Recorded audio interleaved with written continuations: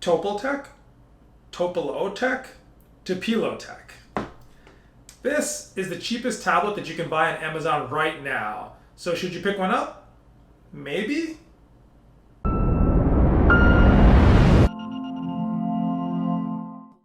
This tablet costs anywhere between $35 and $40 on Amazon. So you must be wondering, what kind of hardware are you going to get with that kind of cash? Well, let's take a look on the back of the box and see what's inside. Alright, so the Topilotech 7-inch tablet PC.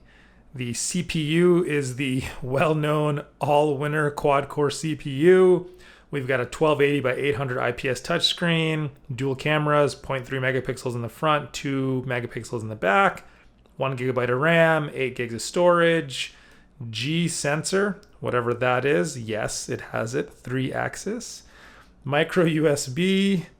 There is a micro SD card slot, and we've got a 2500 milliamp hour battery running Android 6.0. Inside we've got USB cable, an OTG cable, I don't know what that is, the power brick, and user manual. Wait a second, is this a sticker?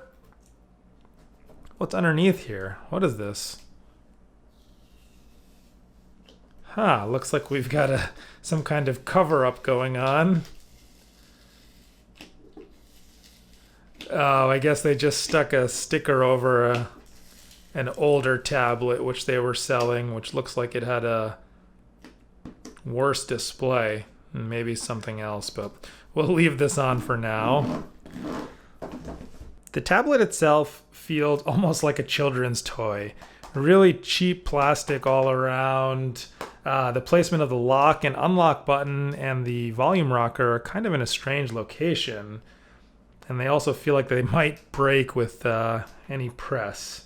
The display works.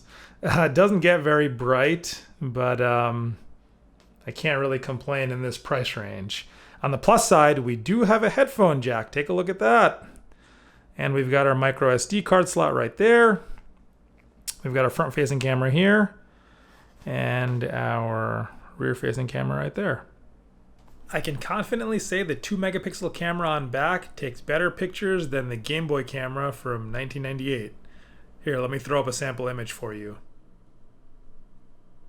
Just for fun, I ran Geekbench 4 on this to compare to some other devices. The single core score was 316 and the multi-core score was 784. Not very good. Interestingly, the new iPad Air, which came out this year, which costs about 14 times as much as this device, also performs 14 times better. Now, of course, benchmarks don't tell the whole story. Going into this video, I really thought that this tablet was going to be pretty much unusable, but surprisingly, that's not the case. Just remember what this tablet costs and that you're going to have to be patient with it. Now let's go ahead and look at some gaming. So load times, as you would expect, are going to be really long and performance is going to be pretty subpar. Don't expect to have a good experience playing the latest and greatest games out there. Okay, that took a pretty long time to load. Let's see if we can get the game to boot up.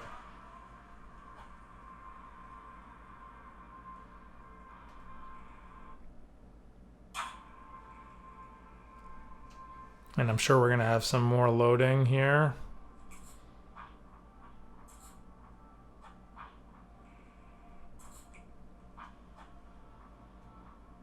Start race. Okay, we're booted up. And it looks pretty awful. Aren't too many textures. Low polygon counts. Frame rate is way below 30. Maybe even less than 15. Okay, so you don't want to play video games on this thing.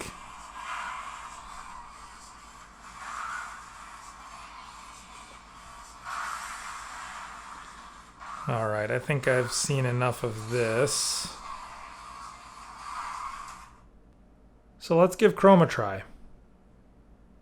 Web surfing is mostly functional. It's just very slow, but I haven't ran into any major issues. The sites just take a little bit to load up. Far from the best experience, but definitely tolerable, I would say. 5G, something this tablet definitely does not have. So one of my big concerns with this tablet was YouTube. Since I watch so much content on there, will I be able to use this tablet to watch videos without it being super choppy? And the answer is yes, it works better than I was expecting, and video playback was actually very smooth at 720p. The single rear-facing speaker isn't the best, but it gets loud enough to get the job done. The screen was actually super bright and vibrant in terms of the colors. I was expecting the display to be a little bit lacking, but I did not notice that, especially coming from my Pixel 2 XL.